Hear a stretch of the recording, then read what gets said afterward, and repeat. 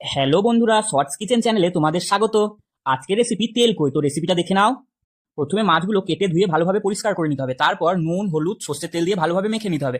এবার কড়াইতে দিয়ে দিতে হবে সর্ষের তেল। তারপরে তেল গরম হয়ে গেলে মাছগুলো সব ছেড়ে ভেজে নিতে হবে। তারপর মাছগুলো ভাজা হয়ে গেলে তুলে নিতে হবে একটি পাত্রে।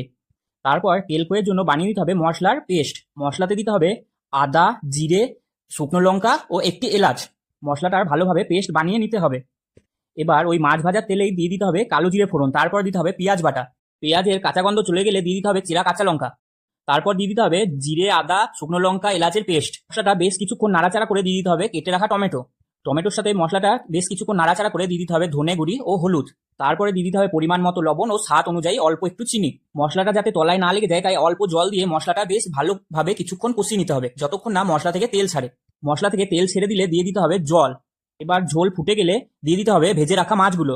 মাছ দেওয়ার পর বেশ কিছুক্ষণ ফুটিয়ে নিতে হবে যতক্ষণ না ঝোলটা মাখা মাখা না হয়ে আসে। এবার মাখা মাখা হয়ে গেলে নামিয়ে নিতে হবে। তারপর উপর থেকে কাঁচা সর্ষের তেল দিয়ে দিলেই রেডি তেল কই। তো রেসিপিটা কেমন লাগলো অবশ্যই জানিও কিন্তু।